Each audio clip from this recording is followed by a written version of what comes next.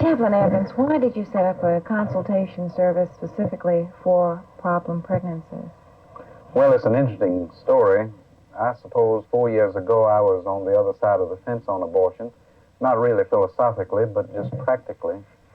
I thought all abortions were illegal, and therefore all abortions were dangerous for the life of the mother. My mind began to change through counseling here at SMU when some few girls that would get pregnant would come to me with their problems.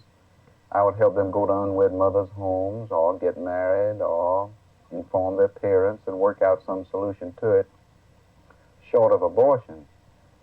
But then I knew one or two of them would go to illegal sources for abortion, and one day, one girl came to me who was going to an illegal source, and I did everything I could to keep her from going, short of calling her parents, and I almost did that.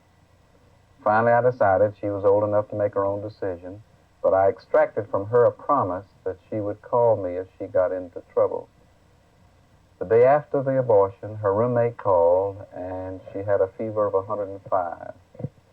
I thought I had blown it, that we were going to lose a student, and some parent would shake his finger in my face and say, "You didn't call me." Well, we took her to Parkland Hospital. Antibiotics were dripped into her veins for 24 hours, and she survived and is married and well and healthy today.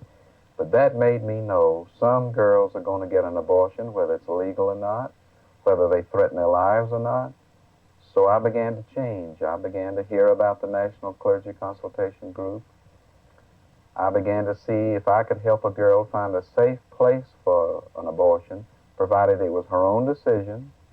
She was old enough to take the emotional consequences, to think through the religious and ethical problems. Then I would be doing a work in the name of Jesus Christ.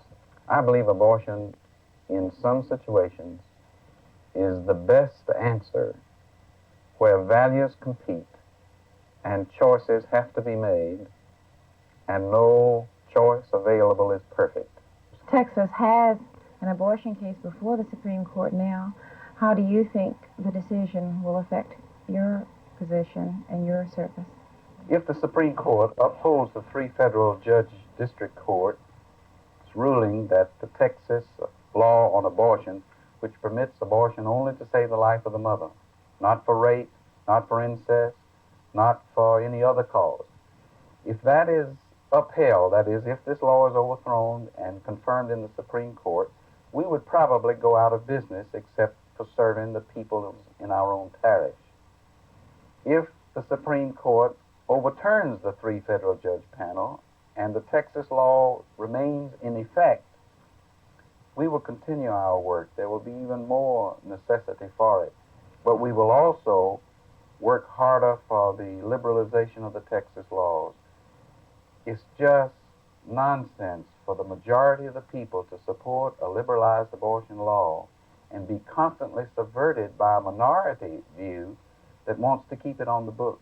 I'm tired of the government coming all the way down to the bedrooms of the people and saying, once pregnancy results, the law says, you shall have this baby.